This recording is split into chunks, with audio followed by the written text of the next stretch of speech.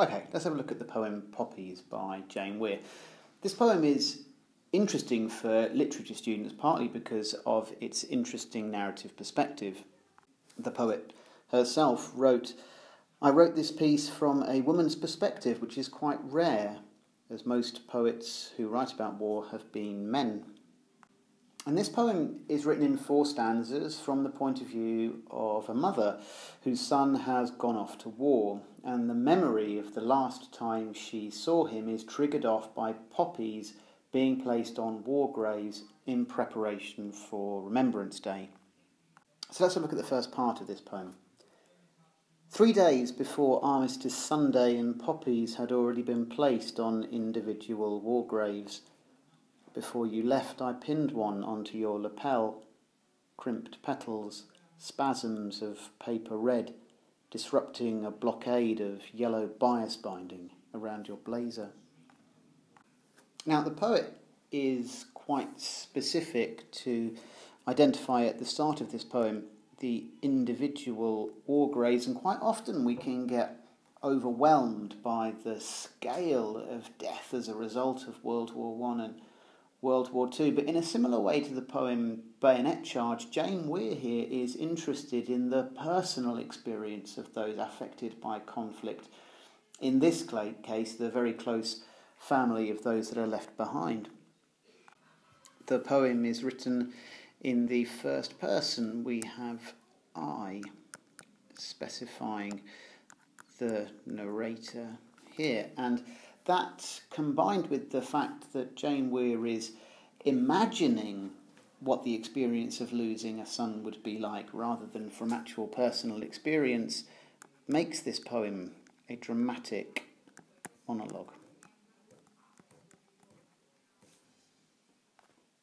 The first 3 lines of this poem establish the theme of remembrance. 3 days before Armistice Sunday, and poppies had already been placed on individual war graves. And the full stop, or caesura, here indicates the point where the mother is going to start sharing the memory of her son leaving, almost like she needs to take a breath to get her emotions under control first. And we're told how the mother pinned a poppy to the lapel of her son's uniform, but the words used create some useful images in helping to understand the deeper meaning of the poem. Firstly, we have the spasms of red, which could describe someone's injuries, and this is followed by the military reference to disrupting a blockade. And one way of reading these lines is that the mother is hinting at the events which led to her son's death, an event which perhaps is too painful to state outright.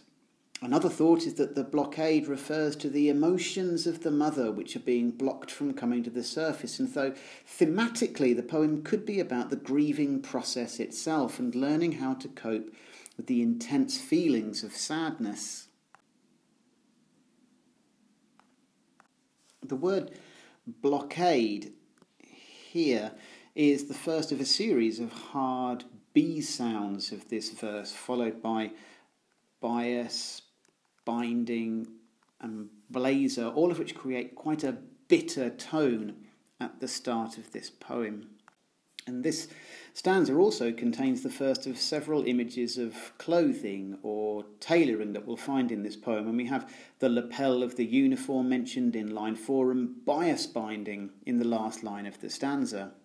And I've got an image of some bias binding on a military jacket here. It's this detailing around the edge, which is coloured tape, which is basically sewn on, so that when the poppy in the poem is pinned on it, it literally cuts across or disrupts this binding. The images of tailoring are used for different effects in this poem, and at the start here, the word binding seems to suggest a bond or connection between the mother and son, and this is quite useful from a structural point of view to compare with the end of the poem, where the stitches seem to be literally unravelling. Possibly another way of looking at this pattern of images is that the poem is partly to do with the process of stitching together the memories that she holds of her son. There's little in this poem to suggest the age that her son might have been when he left home, although the word blazer, which I've identified here, is used by the mother to refer to the jacket that he's wearing and might make us think of perhaps a school blazer. So he could have been fairly young at the time, and this argument is strengthened later in the poem by the son's excitement at the prospect of going out into the world. Okay, let's have a look at the next part of the poem. Sellotape bandaged around my hand, I rounded up as many white cat hairs as I could, smoothed down your shirt's upturned collar, steeled the softening of my face. I wanted to graze my nose across the tip of your nose, play at being Eskimos like we did when you were little. I resisted the impulse to run my fingers through the gelled blackthorns of your hair. Now, as literature students, you need to realise that sometimes studying poetry is about coming up with an interpretation and then seeing if that view can be supported by other areas of the poem. And I suggested to you before that this poem is partly to do with grief, and there seems to be a disconnect between the memories she shares and an outward emotional response. And there are several suggestions of coldness, which could be an emotional coldness. For example, the Eskimos in this stanza, the absence of appropriate winter clothing towards the end of the poem, and of course the setting for this poem, which is 3 days before Armistice Sunday, i.e. in November. Despite this, the things that she recalls about her son leaving are very tender and reveal a sense of pride in what he is doing. She removes the cat hairs from his clothes and smooths down his collar. Now, the expression to steel yourself literally means to fortify yourself or harden yourself against an emotionally challenging situation. And the mother recalls how she had to steel herself as she fusses tenderly over her son, not wanting to give in to the emotion which she must have been experiencing at this time. Despite this, it's clear through the metaphor of the gelled blackthorns here that the memories that she is recalling here are painful. The reference to felt at the end of this stanza is a little bit ambiguous, and I might leave it to Jane Weir herself to try and explain this. She writes the following: I applied the technique of felt making to this poem because it seemed apt in the process of grief. The slow remembrance of layering, the thick wadding which over time creates a density that's almost impenetrable, the muffled deadness of the texture of felt and its ability to denote dumbness, padding, and the impossibility of the open expression of grief, how the felt merges and melts, and how if one is to grieve, one has to at some point allow this to dissolve. And the poem does this. It breaks when the mother goes into her son's empty bedroom. Now, I mentioned earlier that there is a suggestion that the son could be quite young, and evidence for this can be found in his excitement at leaving home. Listen to this. I was brave as I walked with you to the front door, threw it open, the world overflowing like a treasure chest. A split second and you were away, intoxicated. After you'd gone, I went into your bedroom and released a songbird from its cage.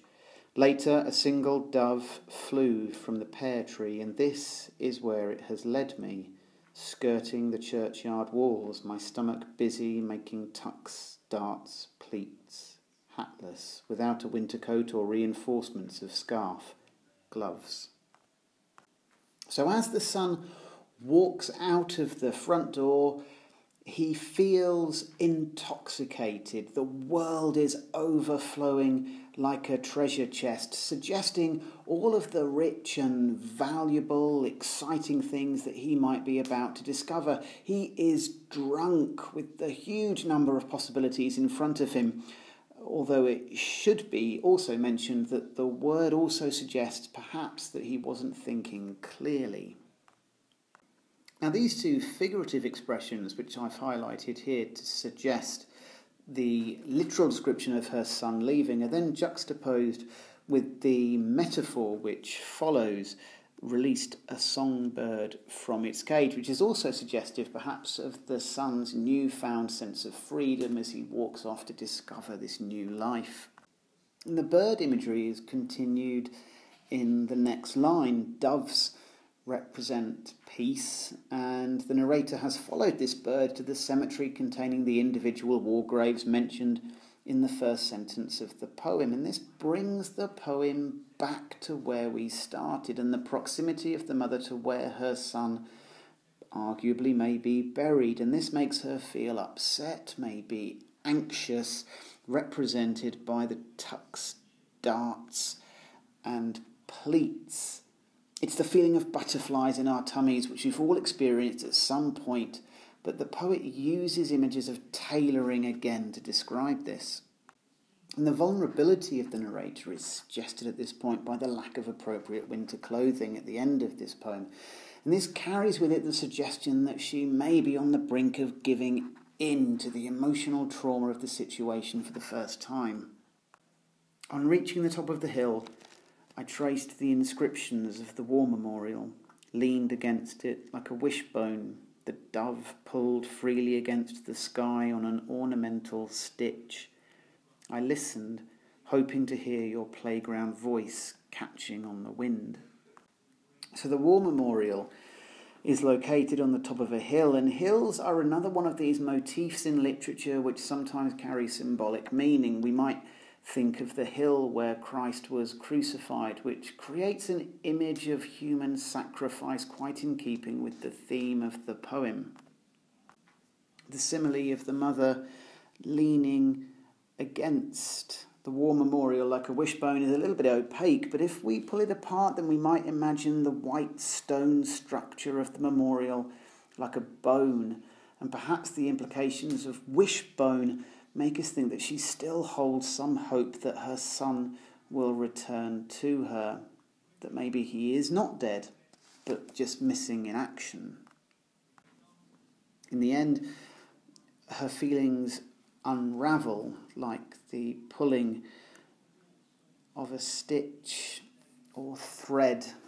And it's interesting to note the adjective here, ornamental, decorative, expression, the laying of flowers on a grave, as opposed perhaps to the physical intimacy expressed earlier in the poem.